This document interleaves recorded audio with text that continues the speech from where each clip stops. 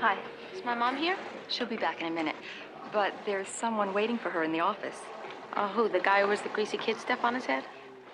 This is the one that smiles all the time. Oh, him. Hello, Mel. What are you doing here? Hi, Mother. You said we were going to have lunch today. But you have to wear that dress. Makes you look like a lump. Mr. Stillman's waiting in your office. Oh, all right. I can't have lunch today, Dumpling, but I can tomorrow. Mother, don't call me Dumpling. Why don't you do something about your hair? What do you suggest?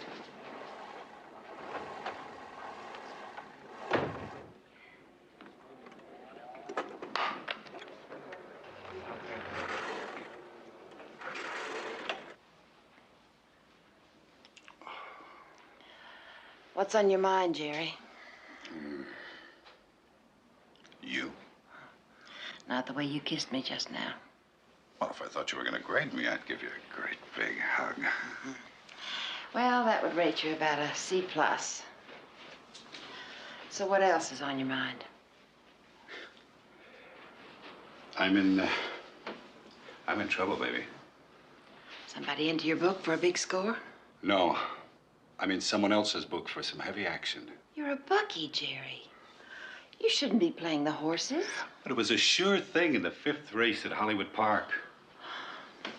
He was 6 lengths ahead going into the stretch, and he fell down. He fell down! Jockey's still in the hospital. If I don't pay up, I could be in the next bed. Are you asking me for money, Jerry? Oh, hey, baby. When you need something, well, who do you go to? Your friends, right? Well, you'd better go to your friends, because I wouldn't give you 5 cents. Well, it's not 5 cents, honey. It's $50,000. Oh, but not all at once. 25 to start. Well, you tell me what hospital, and I'll send flowers. Jerry, I'll be by your place tonight to pick it up. Oh! Mother! Get out! Get out! Get out!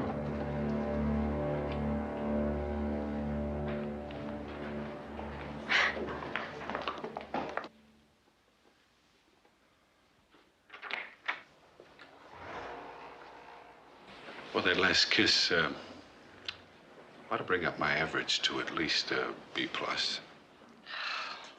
See you.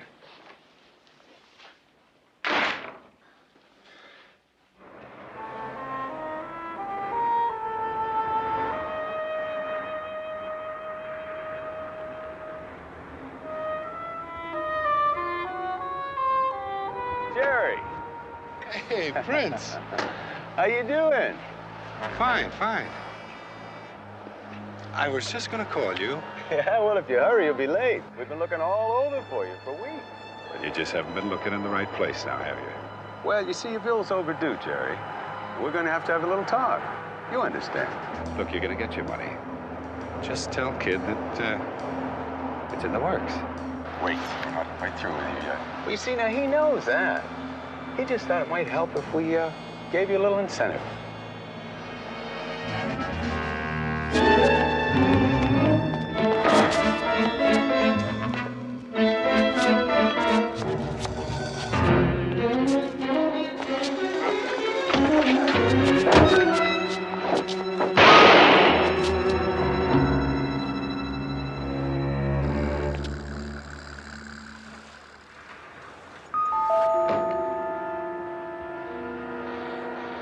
He's dead.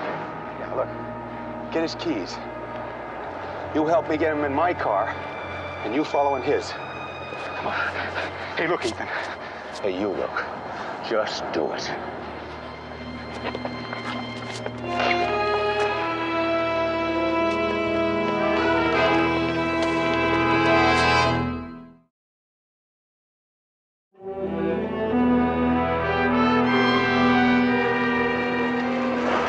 How long has he been dead? Oh, rigor's well advanced. Considering the state of the weather, 14 to 16 hours. Anything else? Nothing you didn't see for yourself. He was shot in the chest at very close range, judging by the powder burns. Okay.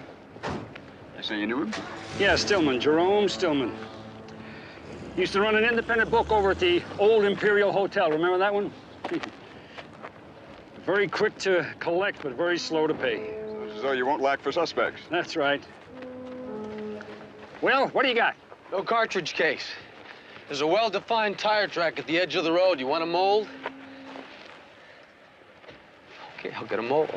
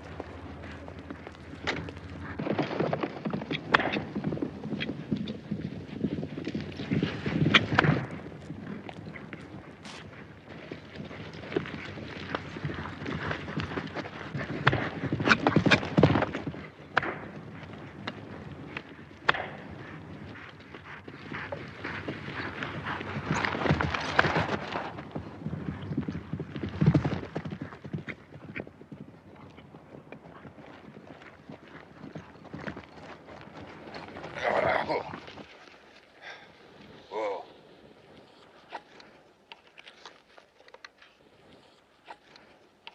Well, don't everybody talk at once. Well, things just got out of hand. We had no choice.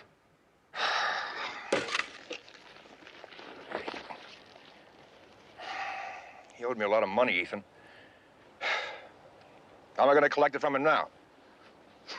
Hire a medium. Look, I didn't mean for it to happen, Frank. It was an accident. Is that right? Yeah, I guess so. What's the matter with you? Well, I don't like it, Mr. Kidd.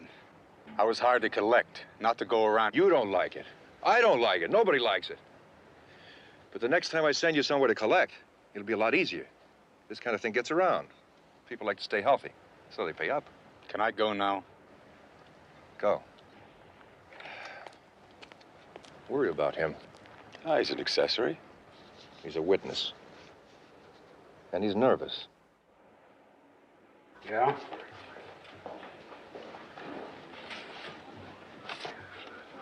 Where? All right, Mr. Green, I'll be there in 10 minutes. You got a meeting? Yep. With a man who might have something to gain by talking to us. Who's that? One of Stillman's competitors. I got the ballistics report on the slug. From a 9mm automatic octagon rifle. Good, come on.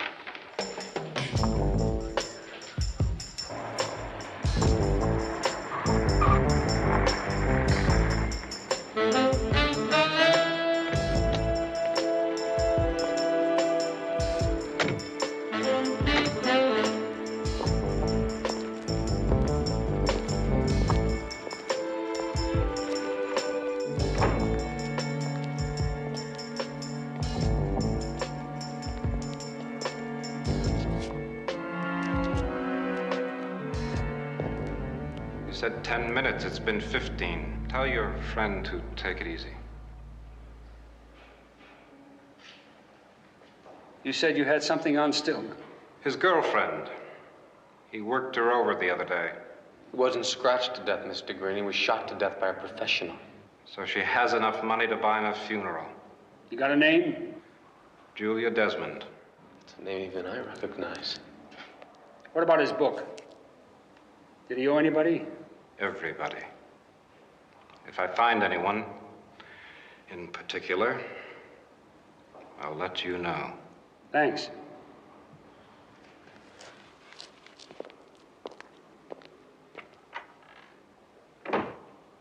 I'll take these 3 for now. It's fine, Virginia.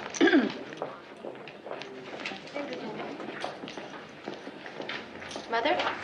Oh, if you came to have lunch, I can't make it today, Dumpling. That's not why I'm here. Wouldn't hurt your figure to skip a few lunches anyway. I wanted to talk to you about Jerry Stillman. Now listen, that is none of your business. But, Mother, It's my private life and none of your business, so stay out of it. I thought I was part of your private life, too. Oh, don't play word games with me, Dumpling. You know what I mean. Mother, please don't call me Dumpling. Well, that's what you remind me of, darling. All soft and shapeless like a dumpling. Look at that hair. Call Mr. Joseph today and see if he can't do something about it. Will you get off my back? You ride me like a broom. Mrs. Desmond, I'm Lieutenant Stone, and this is Inspector Robbins. Could we talk to you, please? Excuse me, this is my daughter, Melanie. Hello. Well, why don't we talk in my office? I know, Mother. It's personal business. I'll wait here.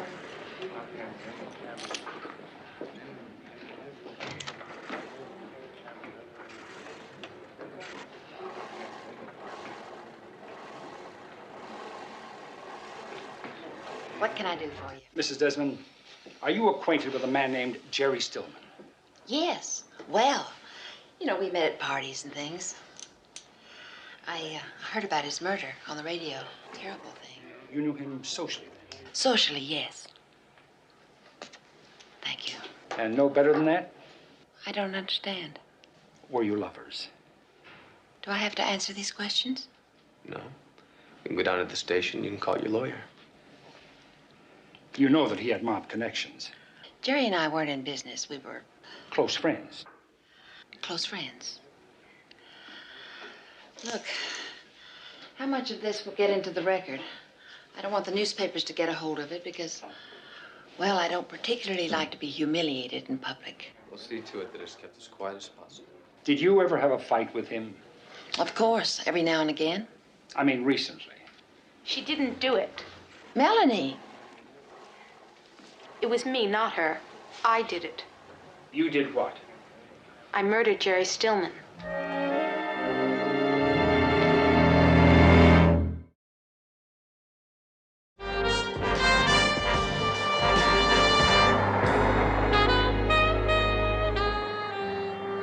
All right, Miss Desmond. Why don't you call me Mel? And why don't you start at the beginning and tell me everything that happened? Okay. I heard my mother scream, and I entered the office. Jerry was clutching her by her dress. The blue-green original, wasn't it, Mother? Melanie, will you stop this? I know what I'm doing, Mother. I waited by Jerry's car upstairs, and when he came up, I told him if he didn't stay away from my mother, I'd kill him.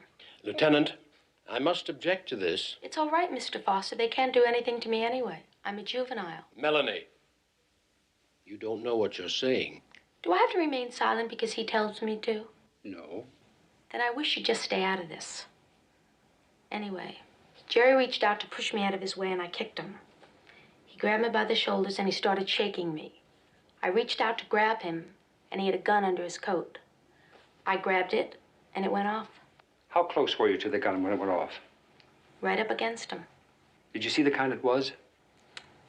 No, it was just a gun. Did you get a good look at it? Yeah, afterwards. Could you recognize it if you saw it again? Sure. And what did you do then? I put the body in the car, and I drove it down by that cliff. And, oh, I remember, then I walked home. You walked home. And what did you do with the gun? Threw it over the cliff. Come on with me. Lieutenant. Just routine. Come along.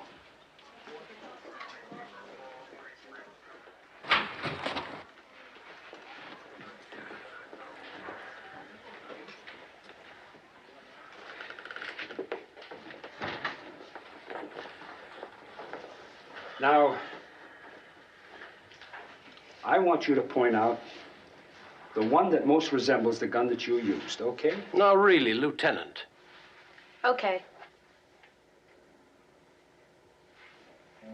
It's this one. What is it? 9mm automatic. The type that killed Stillman. Ira? It's all right. I'll have her writ 10 minutes after she's booked. She'll be released in your custody. As the lieutenant says, just routine. Do you own a gun like that, Mrs. Desmond? No, I don't have any gun. What about your husband? We're divorced. We don't even live together. Daniel, take her downstairs. Don't worry, Mother. Everything's gonna be just fine.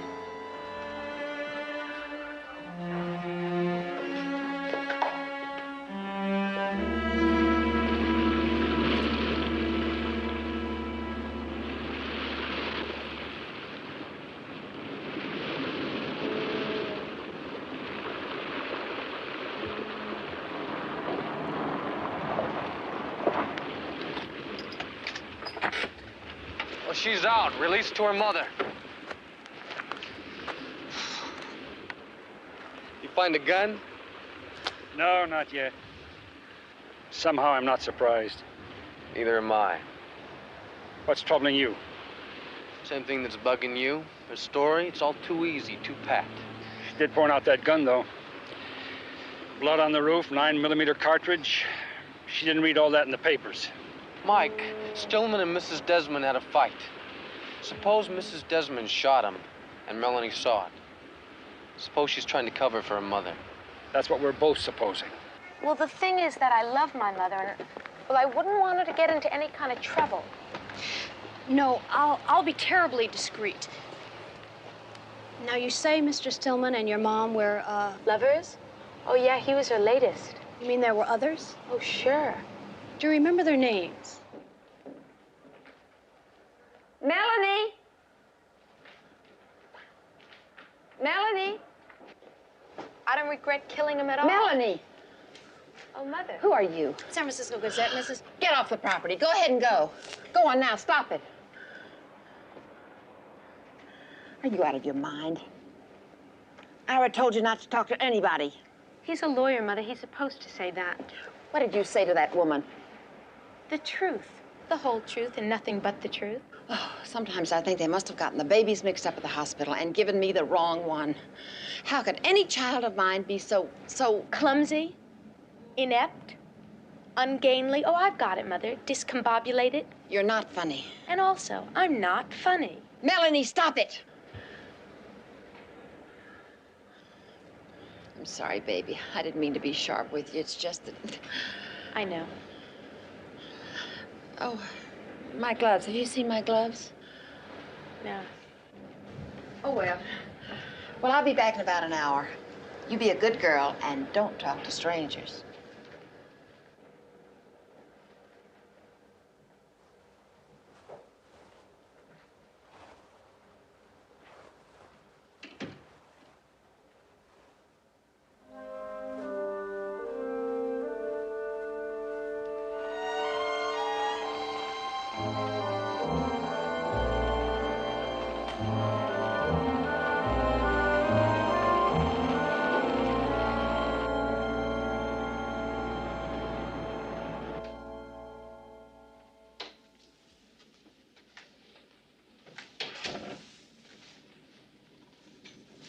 Is he in? He's expecting me. Thank you.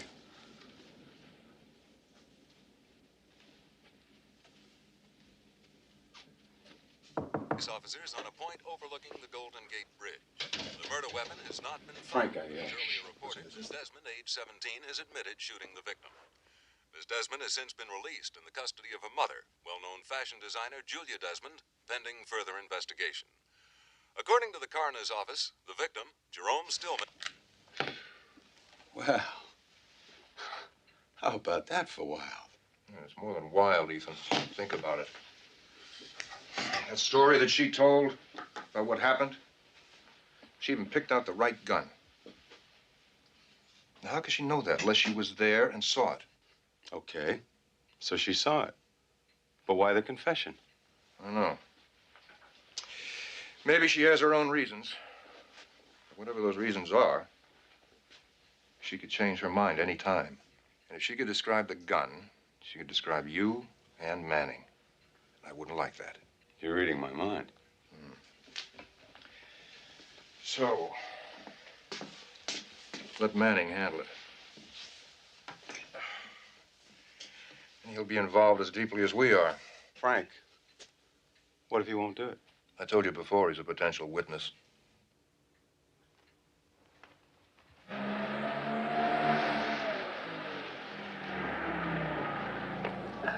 You're late. Couldn't get it started. Figures.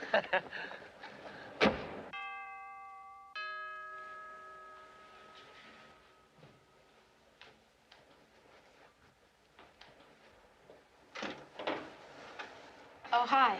My mother's not here. It doesn't matter. We wanted to see you. Why? Would you mind coming downstairs for a minute? No.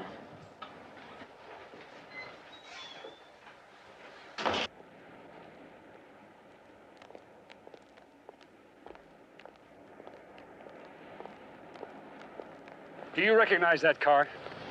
Yeah, it looks like Jerry's. We want to go over the incident step by step. Would you like to call your lawyer? Why, he wasn't there when it happened. Just for your own protection. That's okay, I trust you. And would you mind showing us exactly what happened? Yeah. I waited by the car when Jerry came out of the stairwell, and I stopped him right about here. We talked, and then he grabbed me, and I grabbed the gun. It went off, and he fell. How far from the car? Right about here. Now, you mean to say that you picked up a 180-pound man, and you carried him and put him in this car? No, I remember now. No, he staggered a few steps, and then he fell right against this door. Then you pushed him in the car, right? Got around, got in, and drove away. Right. Right. Okay, now the body's in the car. Now, why don't you show us how you drove away?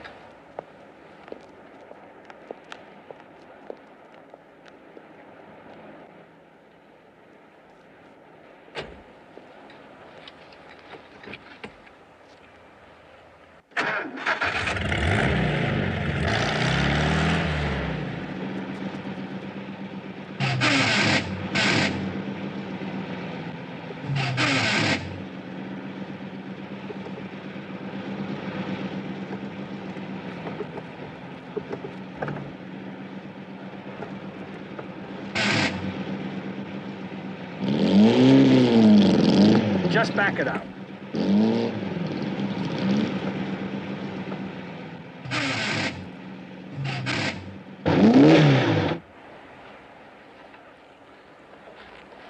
Well, I know I did it. What do you think, I'm lying? That's right, we think you're lying. You've obviously never driven a porn stick shift before. Well, I identified the gun, didn't I? How do you explain that? We think you might have seen it in the murderer's hand. Who are you trying to protect? Your mother? Come on. Where are you going? Inside to look for the gun. Well, you can't go in without a warrant.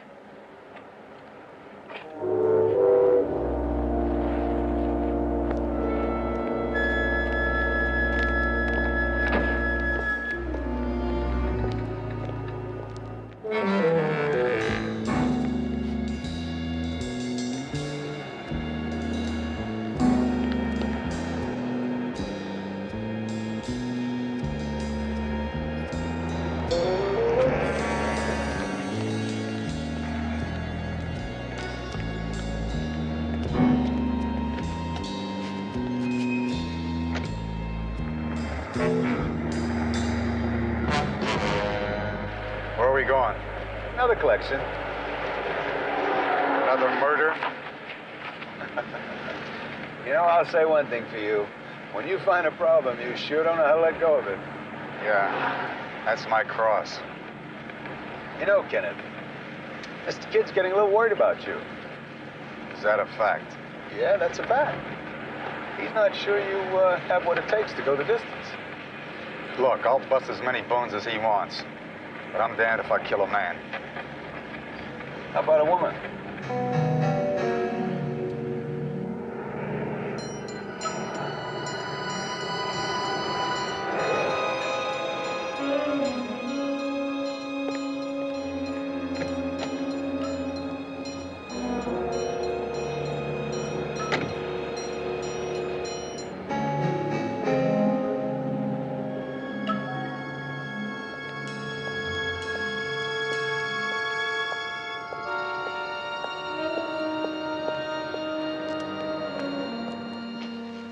gun anywhere. Maybe I've got something. Well, what in the world? What is going on here? They had a warrant, Mother. I couldn't stop them. I want an explanation of this. I want it right now. Are these your gloves? How would I know? They might be. They look like mine. What happened to them? Apparently someone tried to destroy it. Well, why? I don't understand. We were hoping you'd be able to tell us. Do you seriously expect me to explain something that doesn't make any sense at all? Those are perfectly new gloves. Why would anybody on Earth possibly want to destroy them? I could think of a couple of reasons, if I put my mind to it. Like what? Like bloodstains, like powder burns. Maybe you'd better call your attorney, Mrs. Desmond. Now, you see, if we can freeze the girl's confession, then the police have to accept it. And all we have to do is make it look like an accident or suicide. I don't like it. Look, we all have to do things we don't like. Not me. Not murder. Ah, come on, Kenneth. No, I don't want to even talk about it. You want somebody dead? Then you do it. I don't even want to hear it. Okay? Okay, look, if that's the way you feel about it, listen, I understand.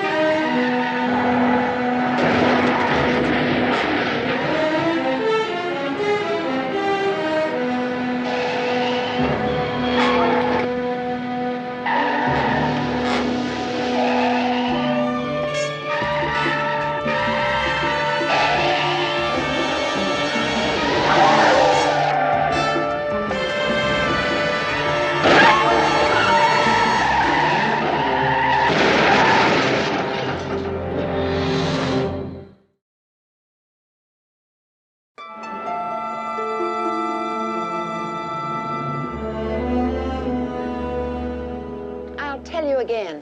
I don't know how the gloves got into the fireplace. I didn't put them there. Maybe Mel did. Why? I don't know. What were you and Jerry Stillman arguing about the day he was killed? Don't answer that, Julia. I'm going to answer it. What good is not answering done? He wanted to borrow some money. I turned him down and he got mad. How much money? $50,000. Did he tell you why he needed it? He said he lost a bet. To whom? How would I know? After your fight in the office. It wasn't a fight. He slapped me and I wasn't about to slap him back. All right. After he left your office, what did you do then? I went home. I didn't feel very well. Did you see him later? No. Are you sure he wasn't waiting for you outside your office? She's already answered your question, Lieutenant. She said she didn't see him. Bring her in.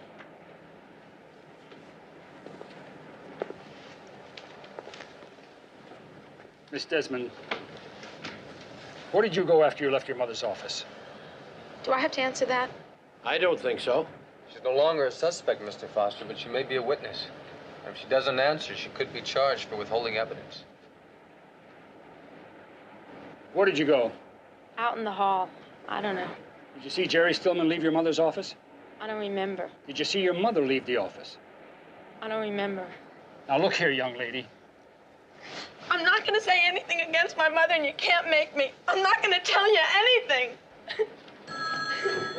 Get that, Ira, please. Is there anything else you'd like to know, Lieutenant? No, nothing else. Am I under arrest? No, you're not under arrest. But please don't try to make any plans to travel. I wasn't planning any trips. Julia? We can find our own way out, thank you. That was your ex-husband on the phone. Hank? His lawyers have been in contact with the juvenile authorities. They've given him permission to come here and pick up Melanie. He's on his way over now.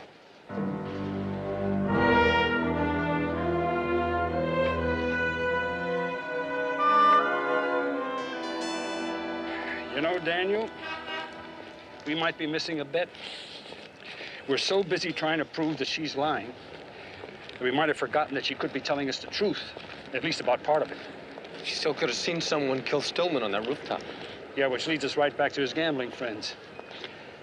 Take the car back to the garage. I'll take these gloves into the lab, have them analyzed.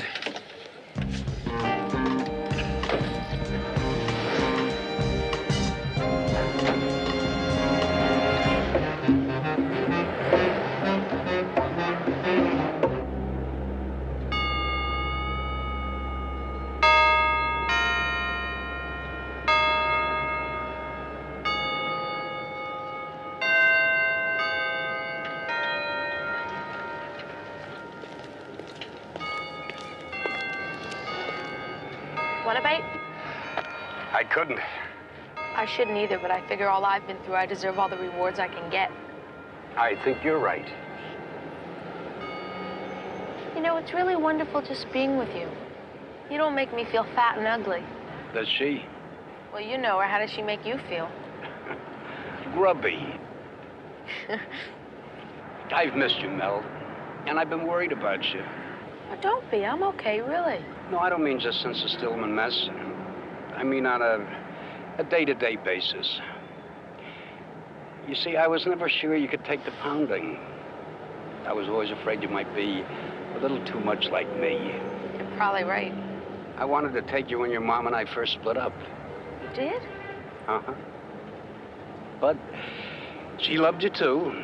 And besides, she had the clout. Believe me, clout isn't everything. Oh, now you tell me. Anyway, I'm ready to make the move. If you are. You mean you want me to come and live with you? Mm-hmm. Here is the key to the front door. And I'll see you later. Daddy? It's a big move, and, well, there are a couple of loose ends with Mother that I want to see tied up first, so can I put it off for a little bit? Oh, you take all the time you need. No, you keep them, just in case. When you're finished, we'll take a little walk. Oh, I'm finished. Are you?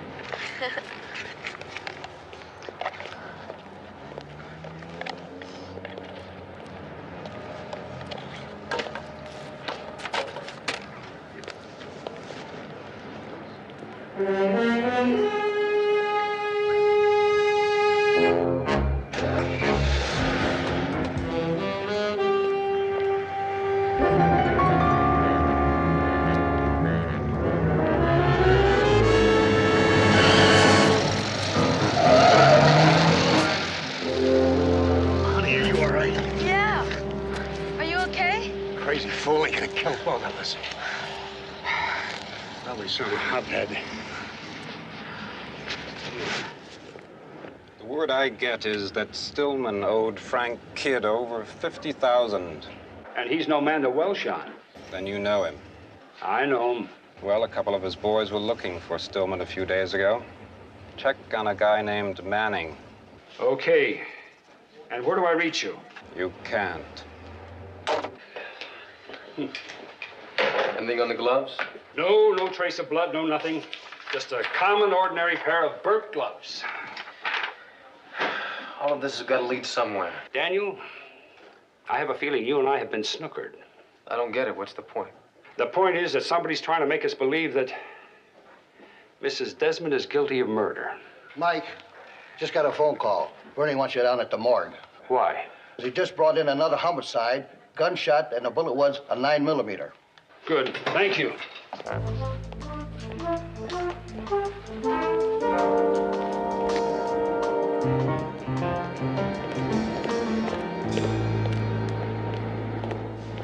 Green say Manning worked for Kidd. No, there's got to be a connection. The gun that killed Manning is the same gun that killed Stillman. No witnesses in either case. Yeah, like an instant replay. Quite a coincidence. 2 guys involved in underworld gambling killed in the past 48 hours. Sounds like a gang war going on. Yeah, maybe we'd better ask Kid.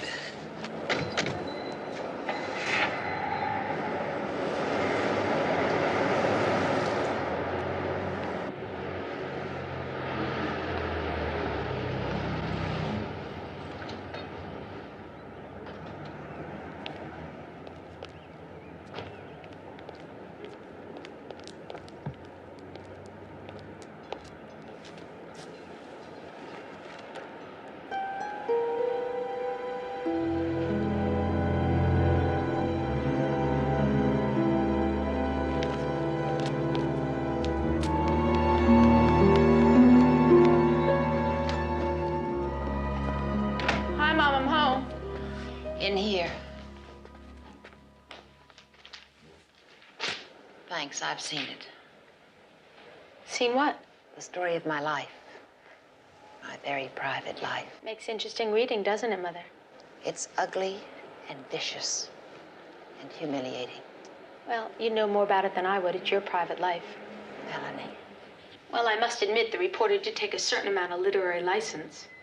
What on earth possessed you to tell her all those things? Warts and wens and bad complexion. I'm just naturally ugly, Mother. And you've pointed that out to me on every opportunity, Mother. You've always told me it was for my own good. A person should be made aware of their faults and flaws and shortcomings. But we're all ugly, Mother, in one way or another.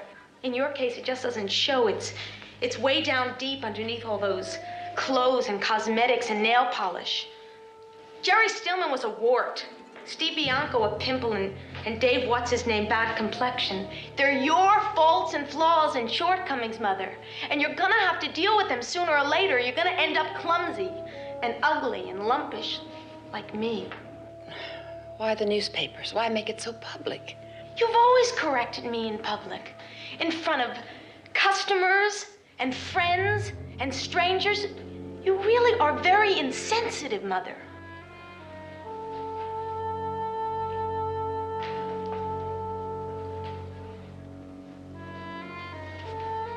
You burned those gloves, didn't you? Yes. And called the reporter. This whole thing was a way to get even with me. That's right, Mother. You realize I could be sent to jail. I wouldn't go that far. See, because I can stop it any time I want to. Because I know who really did it. 2 men. One of them was just your type. 35, dark hair, hard eyes, had a scar down his left cheek. Oh, you would have loved him. He was just your type.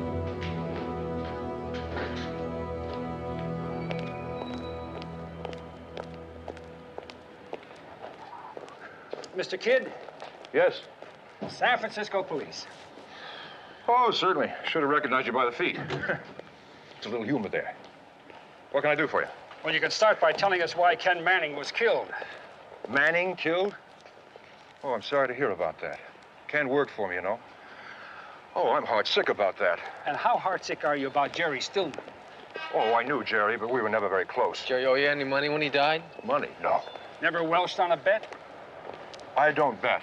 And I don't understand what Jerry Stillman's got to do with any of this anyway. You have his murderer, don't you? We thought we had until Manning was killed. What's the connection? Well, the same weapon killed both victims. Our suspect could have killed Stillman, but she had an ironclad alibi about Manning.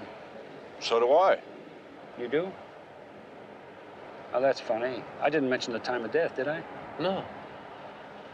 I didn't mention the time of death to you. Doesn't matter.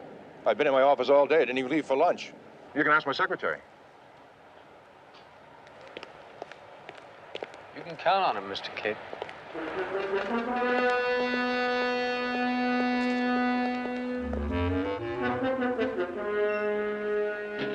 Neil. Goodbye, Mother. Where are you going? To my father's.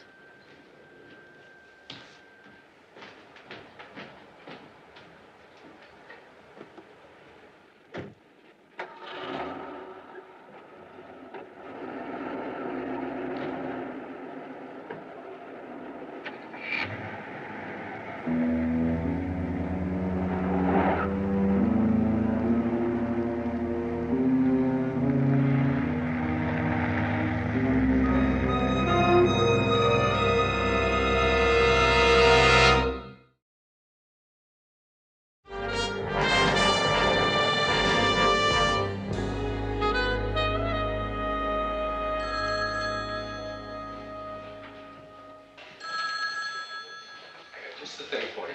That was nice red clover tea. No, thanks, not for me. Homicide, Stone. Lieutenant? Oh, this is Julia Desmond. Oh, hello, Mrs. Desmond.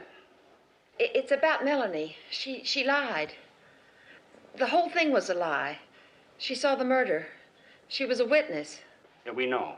Then why didn't you do something? Well, we thought she was lying to protect you. It wasn't me. It was two men. One was about 35, dark, with a scar down his left cheek. And what about the other man? She didn't say. Well, could I talk to her, please? She's gone. She isn't here anymore. Where did she go? Her father's. Could I have his address? 2310 Division Street. 2310 Division Street. Thank you very much. Thank you, Lieutenant. I loaded records. They're running description to the computer right now. All right, we'll pick it up on the way to the car. Come on.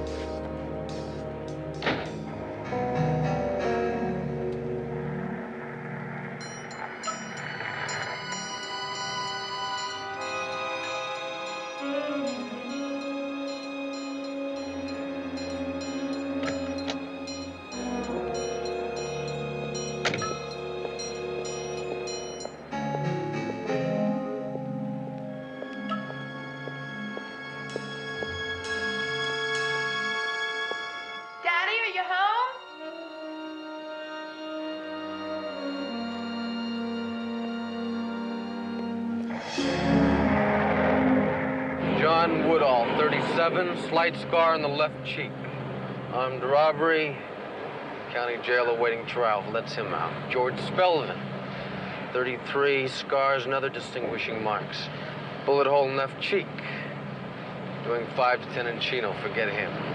Prince, Ethan Prince, record of simple assault, assault and battery, bookmaking, loan sharking, deep scar left cheek. Bookmaking, loan sharking. And strong-arm man. Stillman owed Kid money.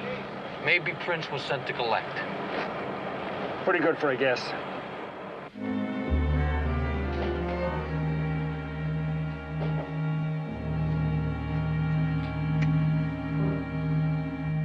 Dad, are you here?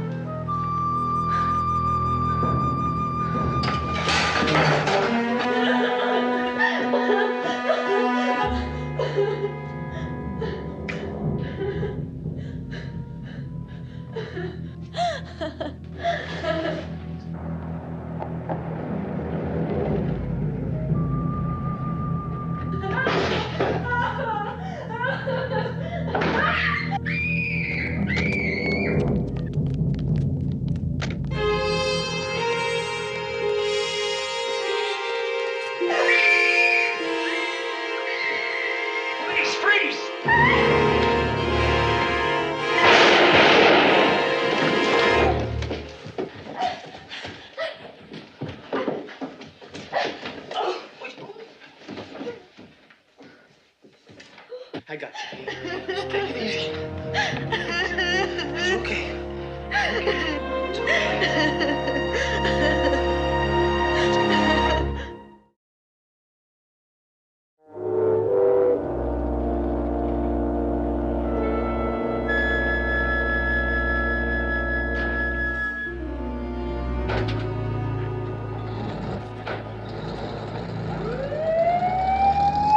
I'm sorry, but you're going to have to come down to Bryan Street Station in the morning.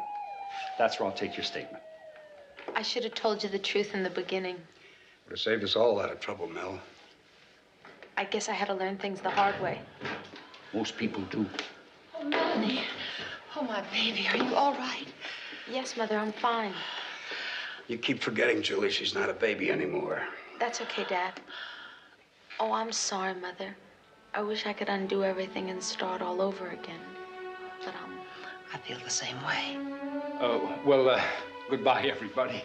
Good night, and thank you. Goodbye. Good night.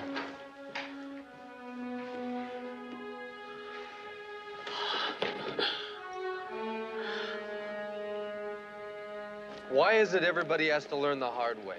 Oh, I guess most children are naturally hard-headed. I wasn't talking about children. I was talking about parents. Well, did it ever occur to you that parents might know what is best for children? Look, all I'm saying is being young doesn't always make you wrong. And being older doesn't always make you right. You know, you're right. Even though you are young. Yeah, come on. I want to talk to Kid.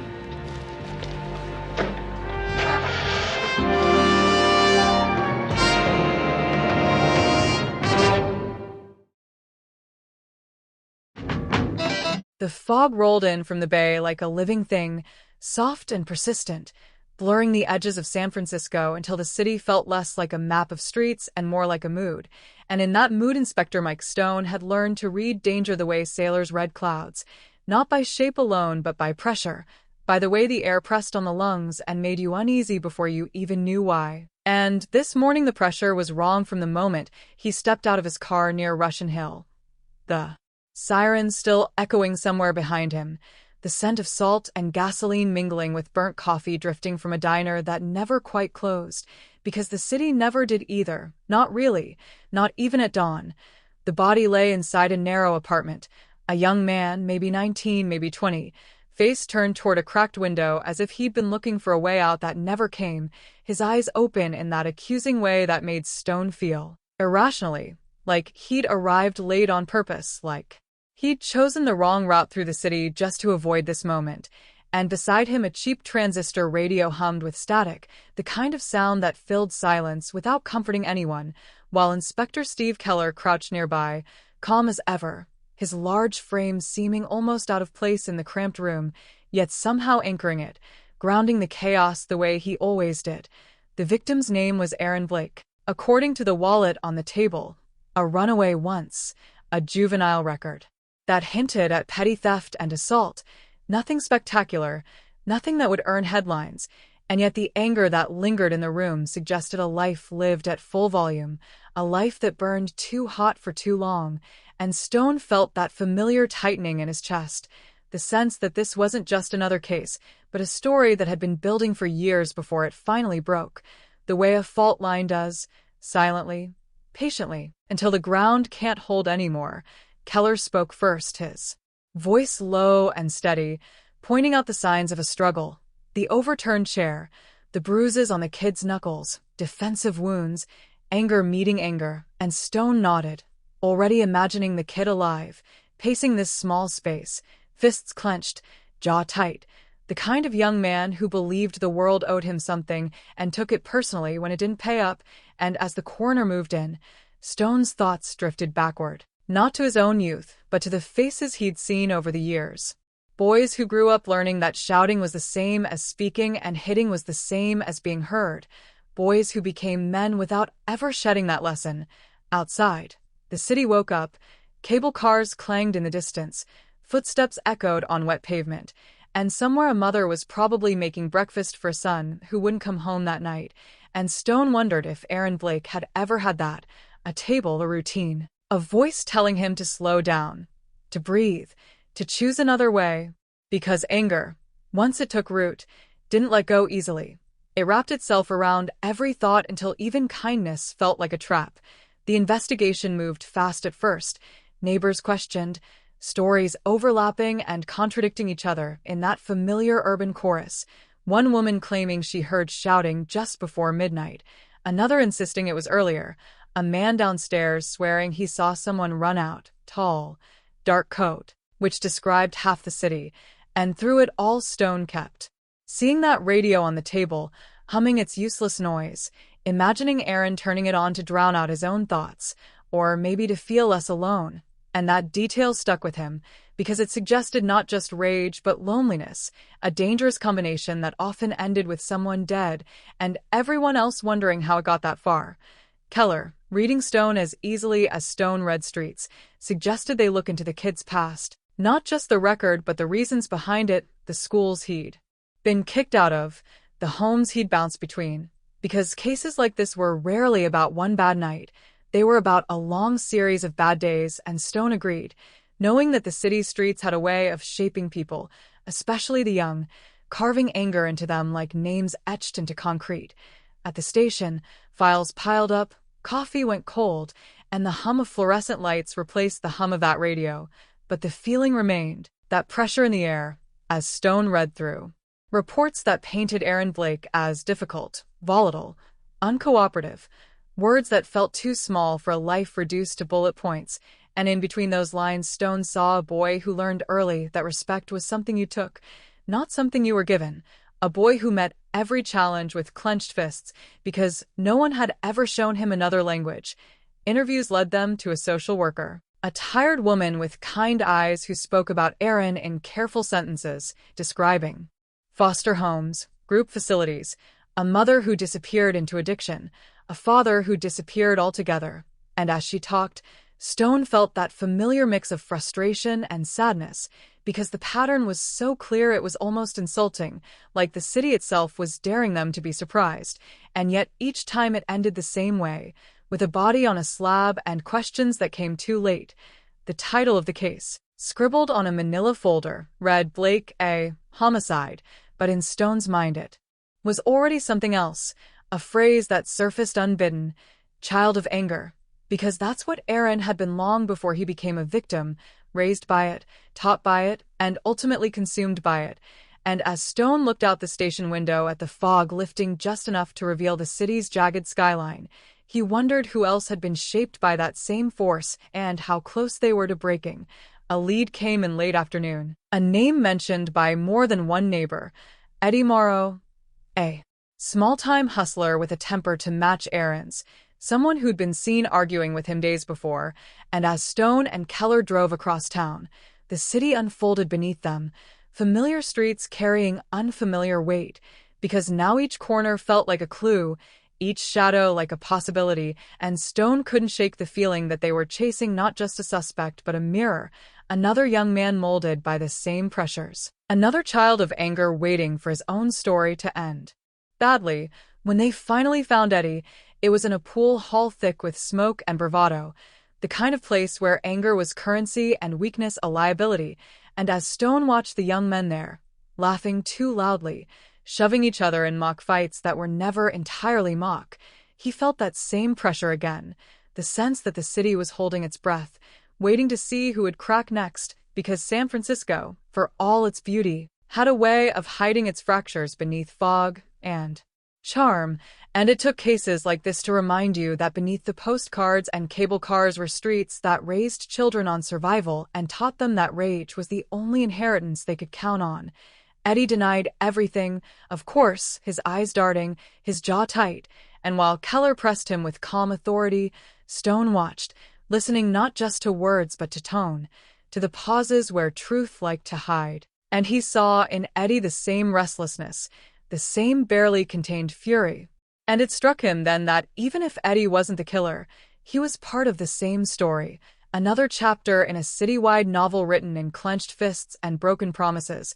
As night fell again, the fog returned, thicker this time, wrapping the city in gray anonymity, and Stone knew this case wouldn't resolve quickly or cleanly, because anger never did. It lingered, it spread, It infected everyone it touched, from victims to suspects to cops who carried its residue home in their thoughts. And, as he closed the file for the night, the hum of the station fading into the background, he wondered how many more children of anger were out there, walking these streets, waiting for the moment when their private storms would finally collide with someone else's, and whether catching one killer would do anything at all to stop that cycle, or whether the city would simply produce another Aaron Blake, another Eddie Morrow, another name on a folder, another story that began long before the sirens, and ended far too soon. Autumn returned again to San Francisco as if the city were turning a familiar page, but for Inspector Mike Stone this season felt different from all the others that had preceded it, not because the streets were calmer or more violent, but because his perception had irrevocably shifted, and he now sensed anger less as an interruption to order than as a constant atmospheric pressure shaping every interaction, every silence, every outburst, and this awareness made the city feel simultaneously more legible and more fragile.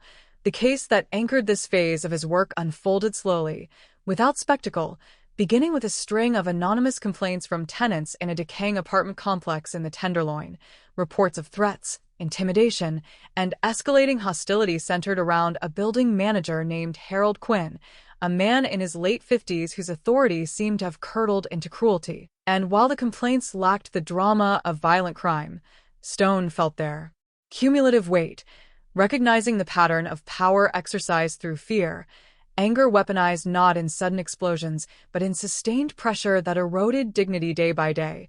Stone and Keller visited the building unannounced, moving through narrow hallways thick with the smell of neglect, and Stone observed the residents closely, their guarded expressions, their careful phrasing, and he understood that this was a community conditioned to suppress anger for survival, where confrontation risked eviction or retaliation, and this realization sharpened his focus, because he knew that suppressed collective anger, when denied safe outlets, often found release in unpredictable and destructive ways.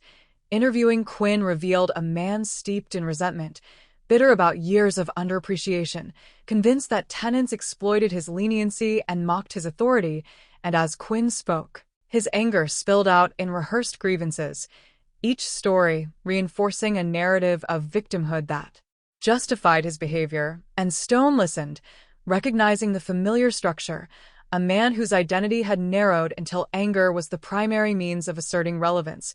And Stone felt again the ethical tension of his work, because understanding did not equate to tolerance, and he made this distinction clear, outlining the consequences Quinn faced if the behavior continued, while also naming the emotional dynamics at play. Coordinating with housing authorities and tenant advocates, Stone worked to de-escalate the situation without immediate criminalization, implementing oversight measures and mediation sessions, and while the process was cumbersome, it created space for tenants to articulate their experiences without fear, and Stone observed how collective articulation transformed individual anger into shared resolve, diffusing isolation and reducing the sense of helplessness that had fueled Quinn's dominance. The mediation sessions were tense, marked by accusation and defensiveness, and Stone facilitated them with deliberate neutrality, ensuring accountability while resisting the pull toward punitive spectacle. And over time, incremental shifts emerged. Quinn's hostility softened into grudging compliance. Tenants' fear gave way to cautious assertion, and while the transformation was incomplete, it represented a recalibration of power that Stone recognized as a meaningful intervention. Parallel to this case, Stone was drawn back into the orbit of Jonah Reed, whose progress had plateaued, and Jonah confessed during one meeting that he felt embarrassed by his continued need for support, interpreting it as weakness, and Stone challenged this narrative gently, reframing endurance as a form of strength, and in doing so, he confronted the cultural scripts that linked anger to masculinity, recognizing how deeply these scripts shaped behavior across cases. From street violence to bureaucratic intimidation, departmental pressures intensified during this period as budget constraints tightened and public scrutiny increased, and Stone found himself increasingly called upon to justify his methods, to translate qualitative outcomes into quantitative terms, and while he navigated these demands competently, He felt the strain of operating within a system that valued immediacy over nuance, and he leaned heavily on Keller during this time. Their partnership now grounded in mutual trust forged through years of shared complexity, a particularly revealing moment came during an internal review meeting when a senior official questioned whether Stone's approach blurred moral clarity, suggesting that empathy risked excusing wrongdoing, and Stone responded carefully, articulating that empathy was not absolution but context, that without understanding motivation, interventions remained superficial and reactive, and while the response did not resolve the debate, it crystallized Stone's philosophy, reaffirming his commitment to a model of policing that engaged with human behavior at its roots.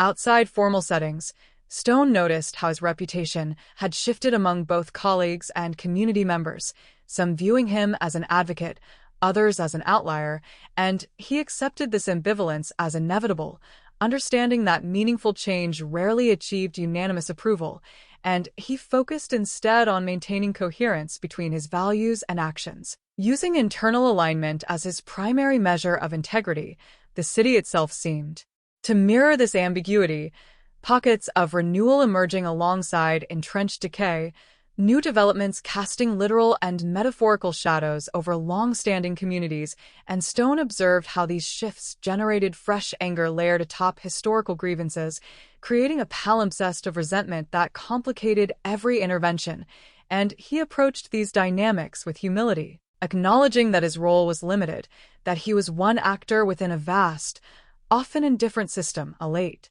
night call to a noise complaint evolved into an unexpected confrontation when a tenant, already on edge from ongoing disputes, turned his anger toward Stone, accusing him of representing the very forces that had eroded the neighborhood's stability, and Stone absorbed the accusations without defensiveness, responding calmly, acknowledging the legitimacy of the frustration while setting boundaries around behavior. And the encounter ended without arrest, leaving Stone reflective rather than rattled, aware that such moments tested not only professional skill but personal resilience.